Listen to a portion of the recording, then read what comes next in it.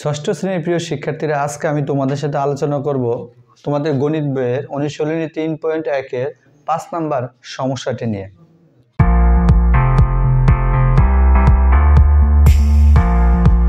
তোমাদের বইয়ে 5 নম্বর যে অঙ্কটি আছে সেটি হলো, নিম্নে প্রদত্ত সংখ্যাদের মধ্যে কোনটি অন্যটি ডানে অবস্থিত তা সংখ্যা রেখায় দেখাও।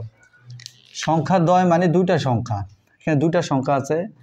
এই সংখ্যা দুটি কোনটি অন্যটি ডানে অবস্থিত এটা আমরা সংখ্যা রেখার মাধ্যমে প্রকাশ করব। ঠিক আছে, তাহলে প্রথমে আমরা একটা সংখ্যা রেখা আঁকবো। কি আঁকবো? সংখ্যা রেখা। যেহেতু এটা যোগ সংখ্যা, তাহলে আমরা সংখ্যা রেখা ডান দিকে যাব। কোন দিকে যাব? তাহলে 1 2 3 4 5 6 7 8 9। এখন এই সংখ্যা রেখায় আমি 2 থেকে 9 পর্যন্ত যাব। তাহলে আগে 1 থেকে শুরু করি। 1 2 3, এখন তো প্লাস, সংখ্যা রেখা ডান দিকে কি গেলে কি হয়? Plus. Plus 4 plus 5 plus 6 plus 7 plus 8 এবং প্লাস 9। তোমরা প্রশ্নটি খেয়াল করো, নিম্নে প্রদত্ত সংখ্যাদের মধ্যে কোনটি অন্যটি ডানে অবস্থিত? মানে এই যে 2 আর 9 আছে না, কোনটি অন্যটি ডানে অবস্থিত? দেখো 2 এর ডানে এই কিন্তু 9 অবস্থিত। কোনটি? তাহলে কোনটি অন্যটি ডানে অবস্থিত? তাহলে কোনটি অন্যটি ডানে? ডানে কোনটা? ডানে কি 2 নাকি ডানে 9? এই দুটা সংখ্যার মধ্যে ডান দিকে কোনটা, 9 নাকি 2? তাহলে আমরা কি লিখবো জানো? সুতরাং +9 সংখ্যাটি +2 এর ডানে অবস্থিত। তোমরা কি বুঝতে পারছো কথাটা? কথাটা খুব একেবারে সহজ। এই দুইটা সংখ্যার ভিতরে সংখ্যা রেখা এঁকে দেখাবে। 0 থেকে 9 পর্যন্ত আমি গেলাম, যাওয়ার পর তোমাদেরকে যাচাই করতে হবে কোন সংখ্যাটি অন্যটি ডানে অবস্থিত। এই দেখো এদিকে কোন সংখ্যাটি অন্যটির ডানে অবস্থিত। তাহলে দেখো এখানে 2 হচ্ছে এই আর 9 হচ্ছে এই, তাহলে 9 সংখ্যাটি এই 2 এর ডানে।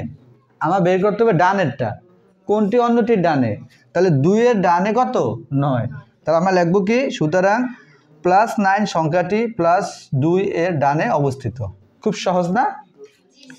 এরপর দেখো খ নাম্বারটা একটু আমি দেখাই তোমাদেরকে। খ নাম্বার যে অঙ্কটা আছে, -3 এবং -8, তাই না? তাহলে আমরা সংখ্যা রেখা কোন দিকে যাব? মাইনাস থাকলে আমরা কোন দিকে যাব? বাম দিকে। তাহলে 0 দিকে। তাহলে দেখো 1 2 3 4 5 6 7 8, তাহলে -8 -7 -6 -5 -4 -3 -2 এবং -1। এবার দেখো তো, এখানে -1 হচ্ছে এই আর -8 হচ্ছে এখানে। এখন কোনটি অন্যটি ডানে? এই হচ্ছে -3, এই -3 না, আর এই হচ্ছে -8। এখন ডানে কোনটা কও দেখি? কোনটি অন্যটি ডানে বলতে পারবা? হ্যাঁ, -3। কোনটি অন্যটি ডানে? তাহলে এখানে -3টা ডানে। কোনটার ডানে? -8 এর ডানে। তাহলে আমরা এখানে কি লিখবো? সুতরাং -3 সংখ্যাটি কি লিখবো? আমার -3 সংখ্যাটি, এটা হচ্ছে আমার ডান, এটা বাম। তাহলে -8 হচ্ছে এই আর -3 হচ্ছে এই। তাহলে -3টি -8 এর ডানে, -3টি -8 এর ডানে। তাহলে আমরা লিখবো সুতরাং -3 সংখ্যাটি -8 এর ডানে অবস্থিত।